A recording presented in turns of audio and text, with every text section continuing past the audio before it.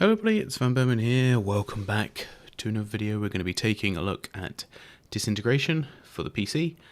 And yeah, it's a game I've been quite interested in. Only came out a few days ago, 16th of June 2020. If you're one of those nefarious people watching this at some point in the future. It piqued my interest. And, you know, I quite like the idea of games where they meld two genres together. I would say probably the last time I was properly intrigued by something, or the first time I was properly intrigued by something of this ilk would be Nuclear Dawn. If you've never played that, it was a hybrid RTS shooter, which this is trying to be, from a different angle this time though. Before it was one player controlling the RTS style of things, building just like a Command and Conquer game, effectively, or an RTS game, proper RTS game. But then, you know, you are the foot soldiers, effectively, as well, which is quite a cool concept. Didn't really work in practice.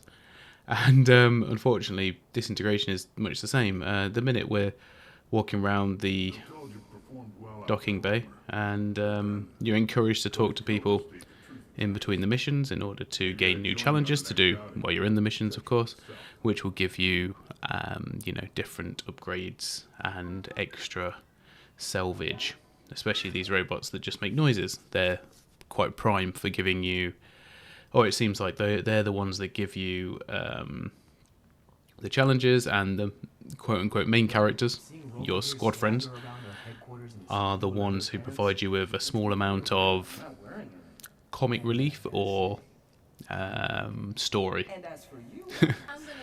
It seems quite, you know, quite interesting, a mix between sort of Anthem and Titanfall, I guess. So you play this pilot who drives around on his hovercraft, effectively. Grav Cycle, that's what it's called. I can't remember the name of it now, but I was recording this with OBS. It's just as an aside. And I can't remember what it tagged it as, you know, where it hooks for the recording. I think it was like Robo Damage or something like that. I don't know. I can't remember now. But that's obviously what it was called in the first instance. I gotta say, it sort of reminds me very much of the VR game where you're a robot with the guns. I can't remember what it's called now. But yeah, it sort of feels like similar in terms of that, in terms of like the UI and stuff. So obviously some inspiration from there, I would say. There's this guy who is the leader of the human resistance, and you are sort of de facto working for him after escaping from a prison airship. And you crash land on this planet, and you need some salvage for reasons. Obviously, I just played the single player campaign, and that's all that there is on here. You know, the craft controls quite well. The grav cycle, sorry, controls quite well. The shooting feels a bit light, I would say. And apparently you can only get to a highest altitude of about 16 meters, which means you are sort of, obviously you've got all this freedom, but you are still fairly limited. You can't just float, so you have to be above the ground at all times, but then it also doesn't have any sort of altitude hold either. So if you're on one high ground on one part of the map and then you go to another, you will lose altitude. So I don't really get necessarily how this works. Maybe I'm applying too much practical consideration or real world consideration to something that's in a game. That sounds probably about right. The squad controls are very simplistic. All of them have a special ability. You can control where they stand roughly. If not, they will follow you, and you can get them to come back to you as well. Obviously, they'll have their own sort of class, so they all sort of like function differently. You get a gun to heal them, which takes 4 or 5 seconds to reload. Then you can heal them for, I don't know, about 20% of their health. But what tends to happen is the guys tend to always, you know, sort of, as they are doing now, stay so far ahead of you. But they'll seem to... You put them in a position and they won't stay there. They'll then come back to follow you. I don't know if it's because you got too far away from them. But it always ends up leading them into trouble because they always end up, you know, out in the open even when you have tried to put them behind cover. They won't always instinctively seek out cover, which I found actually a real shame. Because that's one of the things, you know, that I'd like them to do. Be a bit more intelligent in that regard. But they do get themselves in trouble all the time. And in this particular mission, I had 2 of them die in one go. Because they all just bunched up. You know, they didn't spread themselves out. And there's no way to control one person individually over the others. So, yeah. I think you probably tell that, you know, found that a bit tedious and a bit difficult to get to grips with. I don't know if I'm necessarily missing anything. I did play the tutorial and I did play the first level before doing any recording, so this is actually the second level of the game, where you have to go and rescue a load of outlaws that are being attacked by these guys. Don't even really know who these guys are, but they have many different kinds of mech troopers and what have you, all with different classes. You know, the basic grunts look pretty much the same, but then you get the ones that are red who are snipers.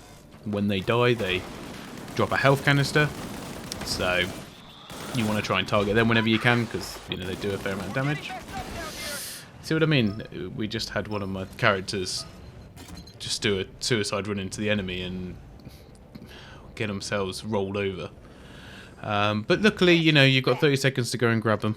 And if you do, they come back within a few seconds. I don't know what happens if everyone gets wiped out. I haven't had that happen. I've had 2 of them at one time get wiped out, though. Interaction with items on the screen is okay.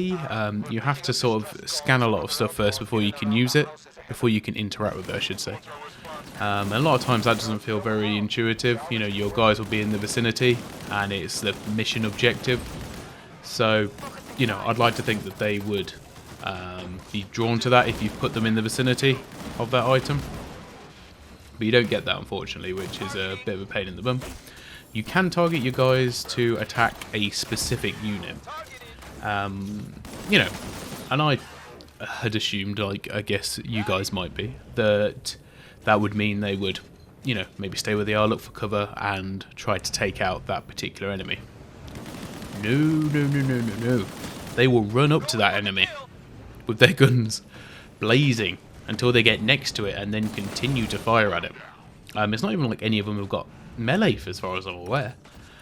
So, yeah, it was a really bizarre choice, I must say. I don't know. I find it incredible because obviously you are going to want to target and focus fire on certain enemies. For example, the snipers. But I shouldn't have my whole team running towards them when they do. The control gyrocopter is fine. It moves around very fluidly. I must say though, and it's a bit of a damning criticism, but I found the game very monotonous and samey even after 2 missions. And I can't imagine it gets much better.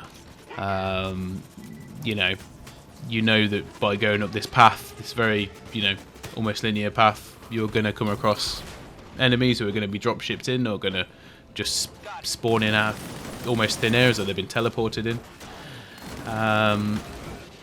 So you sort of already know the score, just about in what variety those enemies will appear. And, you know, you can almost guarantee you'll be brought into a area of the map and then, you know, immediately you're going to want to go back from where you came from so you don't get flanked from behind.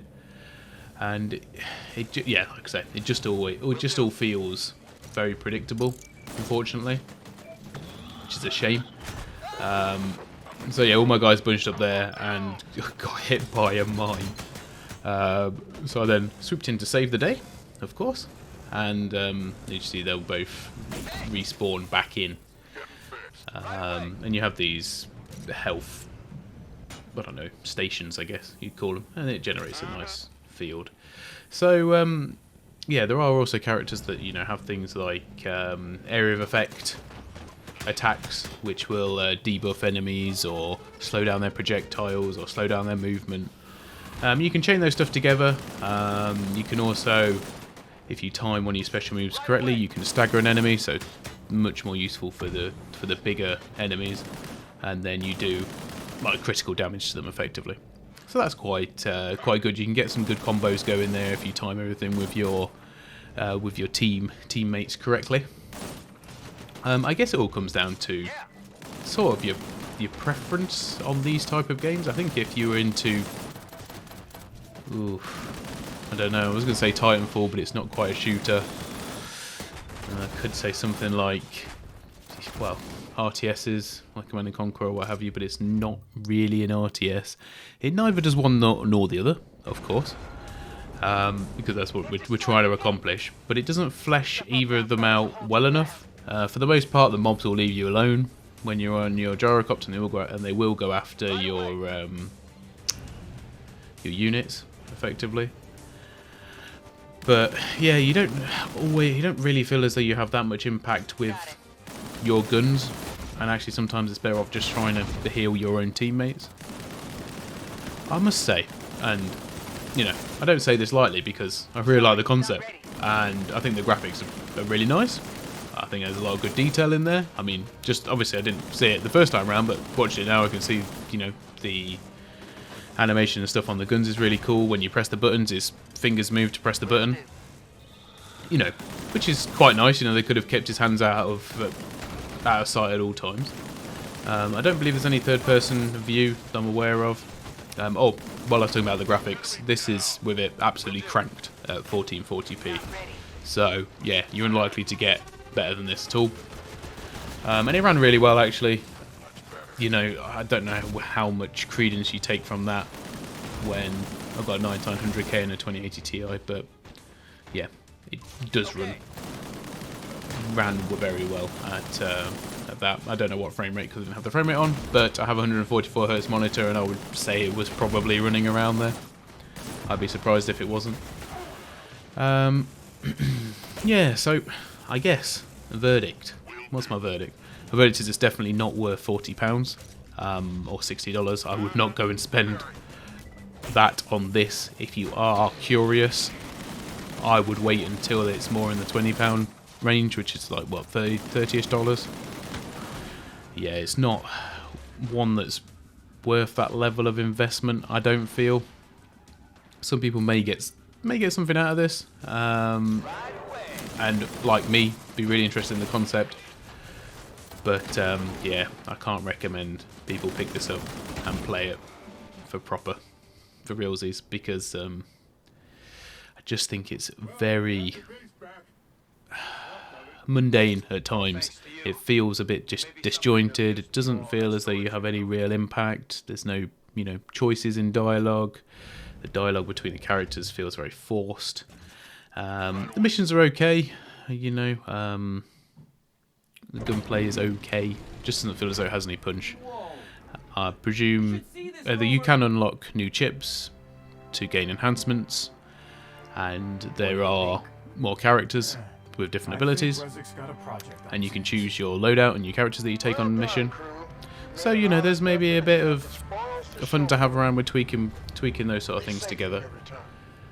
But for me, I'm not really invested in the story. I don't, you know, really understand.